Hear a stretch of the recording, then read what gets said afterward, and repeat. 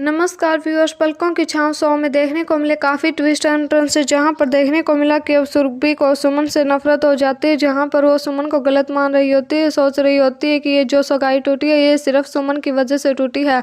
अगर वो लड़की मेरे रास्ते में नहीं आती, मुझे ऑटो से लेकर नहीं जाती, तो आज ये सगाई हो जाती।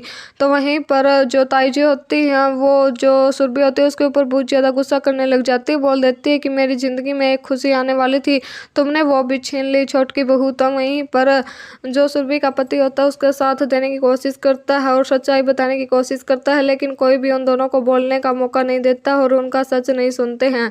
तो वहीं पर सुरभि काफ़ी ज़्यादा मायूस होती है। जहाँ पर जो सुमन होती है वो भी अपने नाना जी से बात कर रही होती है। बोल देती है, नाना जी सब कुछ मेरी वजह से हुआ है और मेरी वजह से किसी माँ की ममता पर सवाल उठा है और मुझे ये सब कुछ ठीक करना होगा। तो वहीं पर नाना जी को बोल देती है, आप तो उन लोगों को जानते हैं ना जो आरती के रिश्ते वाले थे, तो आप उन्हें यहाँ पर बुला लीजिए, मैं उनके सामने सारी सच्चाई बता दूंगी। तो वहीं पर जो नाना जी होते हैं वो कुंडलियां भी मिलाने लग जाते हैं उस लड़के की, और आरती के 36 में से 32 गुण मिल रहे होते हैं। तो वहीं पर जो आरती के ससुराल वाले होते हैं वो आ जाते हैं सुमन और नाना जी के पास, जहाँ पर सुमन उन दोनों को सारी सच्चाई बता देती है। बोल देती है कि जो सुरभि है वो तो वहाँ पर सगाई की अंगूठी लेने के लिए गई थी, लेकिन वहाँ पर कुछ गुंडे थे जो सुरभि की जान के दुश्मन बन चुके थे और उसका जो भी सामान था उसे लूटना चाहते थे। फिर मैं उन्हें ऑटो में लेकर गई, वहाँ पर वो बेहोश हो गई क्योंकि ऑटो पलट गई थी।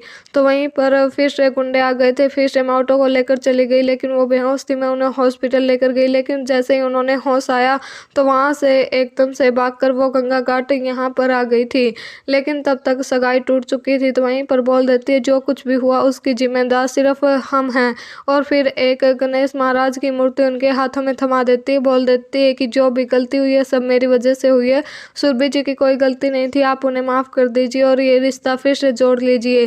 तो वहीं पर जो ससुराल वाले होते हैं वो आरती के घर आ जाते हैं, जहाँ पर जो सुरभि होती है वो ताई जी के लिए मखाने की खीर लेकर गई होती है, उसे खिलाने लग जाती है तो वो नहीं खा रही होती। बोल देती है कि मैं तुम्हारे हाथ का पानी भी नहीं पीना चाहती और तुम किस खुशी में ये मीठा खिला रही हो। तो वहाँ पर सुरभि के पति आ जाते हैं, जहाँ पर बोल देते हैं कि आरती की शादी की खुशी में ये मिठाई लेकर आई है। तो वहीं पर एकदम से चौंक जाती है सुरभि, और जो ताई जी होती है बोलने लग जाती है कि यहाँ तो सगाई ही टूट गई और तुम शादी के सपने दिखा रहे हो।